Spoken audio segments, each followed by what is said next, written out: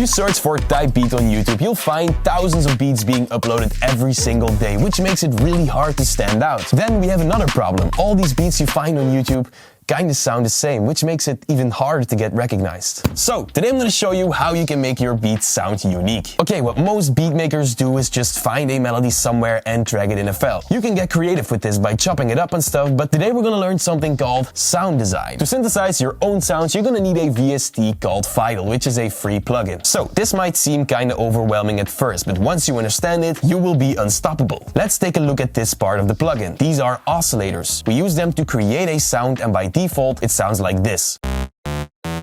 Now from here you can choose another waveform, for example basic shapes. This will give you a sine wave. Now we're going to use all this to manipulate the sound into a usable instrument. With this part you can choose the pitch of the sound. You can transpose it or fine-tune it. And if you messed up, you just double-click it and this will reset the parameter. This works on every button, by the way. With the level knob you can make it louder, and we also have a panning knob. In the unison window you can select how many voices there will be. You can also adjust how much detune there is between the voices, which you can use to really shape your sound. Choose one of the filters from this menu and play around with the morph mix knob. I came up with this simple sound.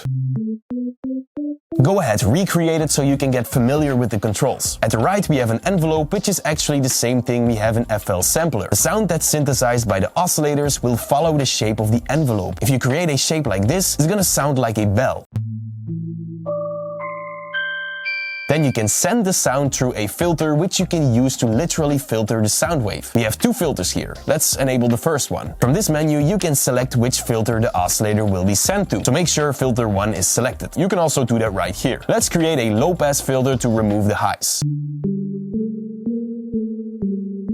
Awesome, now let's head over to the LFO, or the low frequency oscillator. You can send basically every knob to it and then the control will follow this shape. For example, drag this target to the level knob of the second oscillator. Now the level will be automated by the LFO. You can change the tempo or speed right here.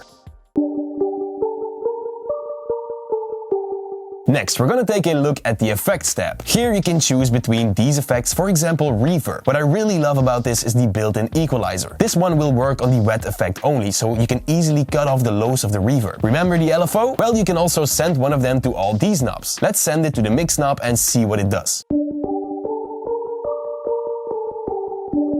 That sounds cool. Now remember, you can send the LFO to all the knobs, it doesn't matter. That is one of the things that gives you the ability to create something unique. Next thing I want to cover are the macros. These can't do anything on its own, and that is because we need to assign them to a control. Let's say you add a delay to the sound and you don't want to go back to the effects tab all the time. Well, set the mix knob to 0. Then drag one of the macros to the control and voila. Now you can adjust the delay from here. Amazing! Next, in the matrix tab you can further adjust the connection between the source, which is the macro, and the destination, which is the control you've sent the macro to. Cool, now what if you created an amazing sound, then of course you want to save it. You can do that by clicking this button right here. Now you can save it as a preset and use it whenever you want. In this list you can then find it, or you can use one of the presets included with this plugin. Now these are all the fundamentals of a synthesizer, but if you want me to go in depth about this plugin, definitely let me know down below. Okay, we just can't end this video without making a quick beat loop, and bam!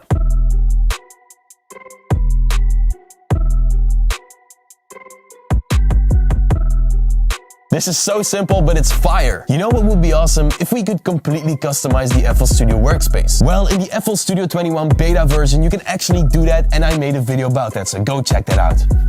Gotta go now. Goodbye.